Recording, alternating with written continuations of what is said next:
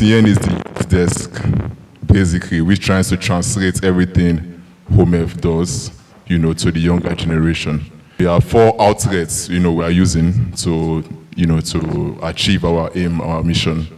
That is Ecogroove, we have the TYEN Club, we have Eco Camp, and we have Eco Festival. Now, the Ecogroove is the first session that we're having here right now. It's just meant to be a chilled, very, very chilled, informal, low-key, meeting with young people. Ecogroove is put together by the Young Environmentalists Network, the youth arm of Health of Mother Earth Foundation.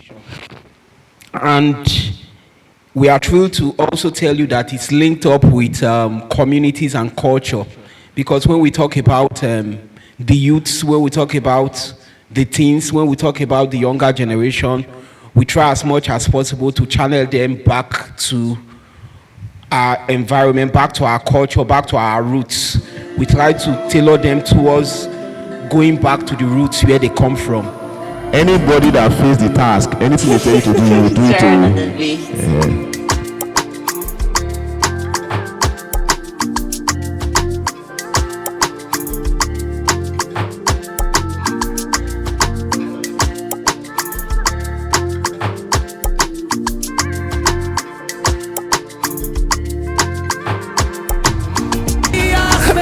I'm gonna do very.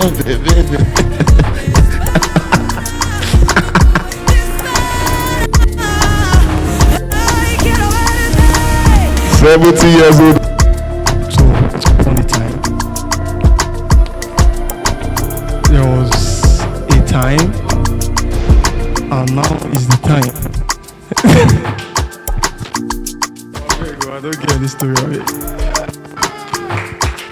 Rain, rain, go away. Come again another day. Little children wants to play. Thank you. You're too single. Shaka. Dolphin. The guy says something fishy. I like all this kind of conversation. Say when they do it, if they are doing discussion now, that is not maybe not to argue between whiskey and they will do who will pass. Some people go they shout because that's where their power. Once it don't reach time for intelligent conversation now, as we talk like this now, since they not get anything to contribute, you got the year mad though. What do you know about ecology, environments? Do you think it's important, or you don't think it's one of those things that they don't want to talk about, or one of those things that does concern us? And the third one is, how do you think we can get young people involved more and more? I think eco has to do with everything ecological, everything natural. The climate is changing every day. It's having adverse effects that are affecting you. I mean, all of us have been all part of the heat surge that has been affecting Nigeria. But nobody is sitting down to talk about why is it happening? Will it get worse? If it gets worse, what happen? I mean, imagine if this whole heat thing becomes like a consistent pattern every year. How will we cope? So the best way to make everybody involved in ecology is to identify the issue, make it personal, because people tend to relate more with what they feel is personal. Personalize these topics. Maybe because we don't have any immediate cause of alarm, or maybe because I don't have any immediate cause of alarm in my environment. I think ecology is not important. But for those who are exposed to adverse environmental conditions, like people in Niger Delta regions with the oil saga and the rest of that, and also maybe people exposed to things like flooding, tsunamis, and melting of maybe in cold regions. So it becomes very important to them and may not be as important to me, but because of awareness, I have come to know that ecology is very important, because I know that maybe there are young people like me who are suffering worse fate in terms of conditions. So for people who are not as exposed to these adverse conditions, it's time for us to gear up and know we have to protect our environment so as not to fall prey of environmental conditions that we can actually avoid? Basically, I think ecology, or rather eco, is just how friendly we relate with our environment. And for the second question, if it is important, yes, of course, it's very important, because if we don't deal with these environmental issues, we have health conditions that affect us, our everyday life. So it's very important for us to understand how we can deal and tackle with those issues. How can we engage younger generations? Basically, I think outreach and one-to-one conversations. Like if you're with your friend, you can just, if they see them doing the wrong things, like maybe, for instance, you see someone littering the ground with a paper of biscuit or something, or maybe throwing it in the gutter, you can just, this is not right, this can cause this, this can cause this. So I think one-on-one conversations and outreach is like, we go immensely and we go out to streets, go to marketplaces and inform the market women that these things that you guys are doing can cause this, can cause that. So I think that's also a way. Our upbringing and everything reflects on our environment. Things that we know, things that we've been through, it's through the environment and all. They said everyone was, when we are all given birth to, we know nothing. So whatever we are fed with is what we grow up with eventually. So in essence, right from when they are young, if you keep telling the child about his environment, how the environment will shaping him, how the environment will do, if he should take it seriously, the environment will take him seriously, and if he should take it lightly, the environment will take him lightly, because whatever you give to the environment is what the environment will give back to you. So if you educate a child, not when the child is now grown. And so this ecology topic is very important to me, because I feel it's a depending factor on our survival. That is for life. If we ignorantly damage the environment, it will have a great impact on life itself. And also, we can enlighten the youth concerning this by taking online surveys too, concerning ecology, since we're all used to phones.